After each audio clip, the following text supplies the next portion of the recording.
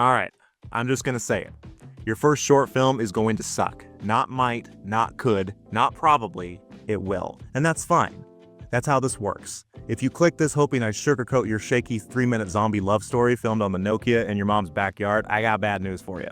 But I also got good news. Because that sucky first short film, that's the beginning of literally every single director you admire. Tarantino's first stuff? Weird.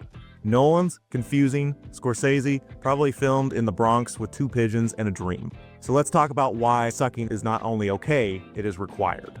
I don't care how many Criterion Collection Blu-rays you own, your camera doesn't give a It's gonna expose every weakness you didn't know you had. Your audio will peak, your lighting will be dog, your actors, probably your friends, will sound like robots, and your editing, it'll make TikTok jump cuts look like Scorsese.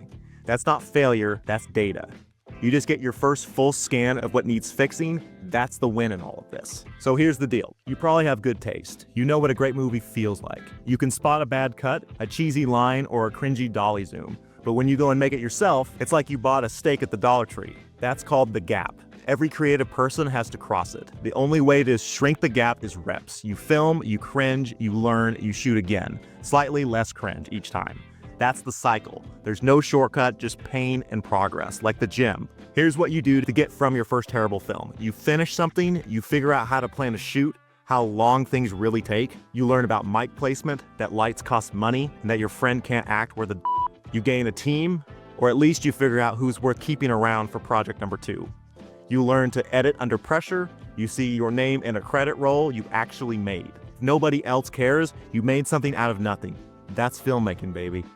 The people who wait until they're ready, they don't make films. They just talk about developing a concept. For 8 years until they die of exposure in a Discord server. If you make your first short and it's bad, awesome. Now you're dangerous. Now you're actually in the game. You're doing more than 90% of aspiring filmmakers out there. Most people won't ever hit render. You did. You learn more in one bad shoot than a year of scrolling film Twitter. And when you make your next one, you'll suck a little less. Then one day, you'll be halfway decent. Then good, then scary. So yeah, guys, your first film is going to suck. I'm sorry.